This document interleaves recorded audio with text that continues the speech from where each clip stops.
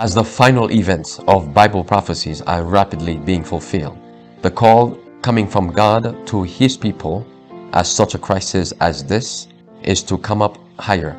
Come up higher as God called Moses to Mount Sinai. Come up higher as Elijah called the people of God to come up on Mount Carmel.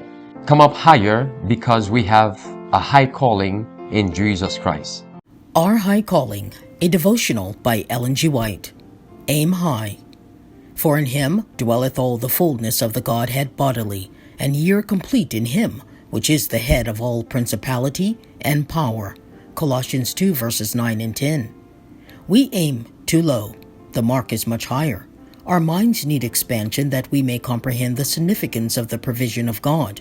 We are to reflect the highest attributes of the character of God. The law of God is the exalted standard to which we are to attain through the imputed righteousness of Christ. It is only through a correct understanding of Christ's mission and work that the possibility of being complete in Him, accepted in the Beloved, is brought within our reach. Human science is not divine enlightenment. Divine science is the demonstration of the Spirit of God, inspiring implicit faith in Him. The men of the world suppose this faith to be beneath the notice of their great and intelligent minds, something too low to give attention to. But here they make a great mistake. It is altogether too high for their human intelligence to reach. The gospel message is far from being opposed to true knowledge and intellectual attainments. It is itself true science, true intellectual knowledge. True wisdom is infinitely above the comprehension of the worldly wise. The hidden wisdom, which is Christ formed within, the hope of glory, is a wisdom high as heaven. The deep principles of godliness are sublime and eternal.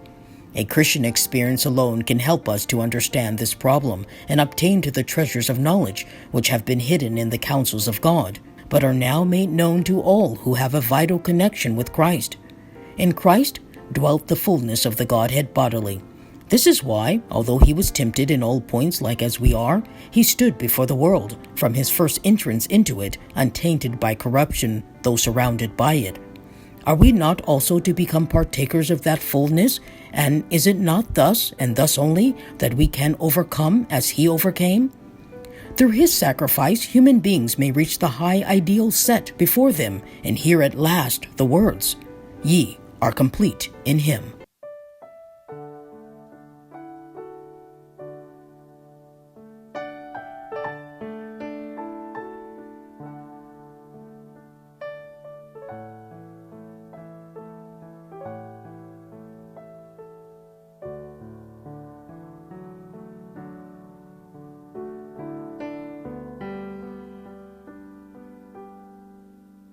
You have longed for sweet peace and for faith to increase, and have earnestly, fervently prayed.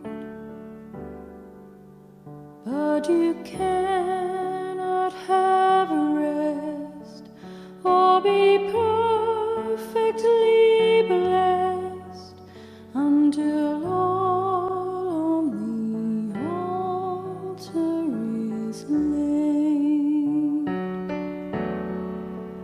Is your all on the altar of sacrifice laid? Your heart does the Spirit control?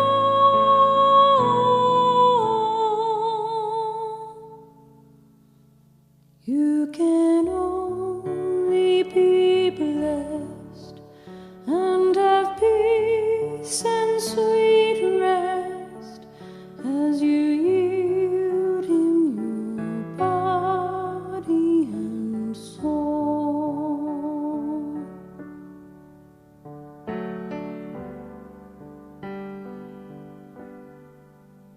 Would you walk with the Lord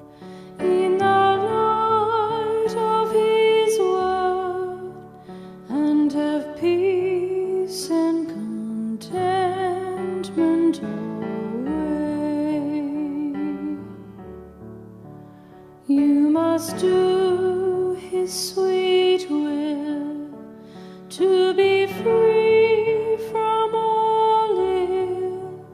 On the altar your all you must lay.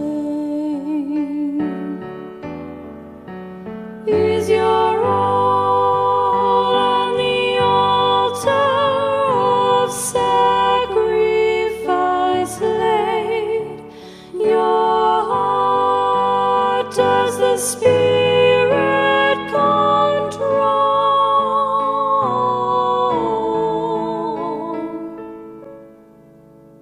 You can only be blessed and have peace and sweet rest as you yield Him your body and soul.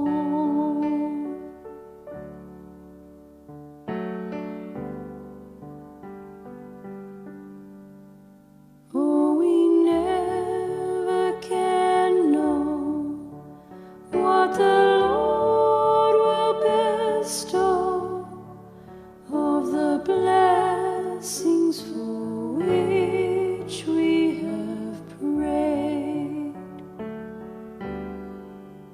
till our body and soul He doth fully control, and our all on the altar is laid. Is your all on the altar of sacrifice laid? Your heart does the Spirit control?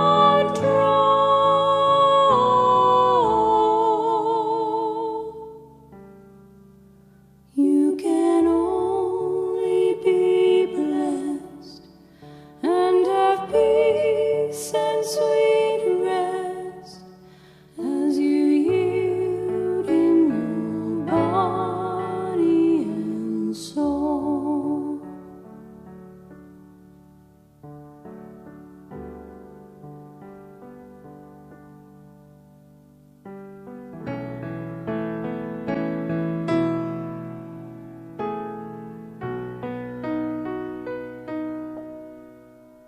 Who can tell all the love He will send from above, and how happy our hearts will be made of the fellowship sweet we shall share at His feet, when our all on the altar is laid. Is your all on the altar of sacrifice laid? Your heart does the Spirit control?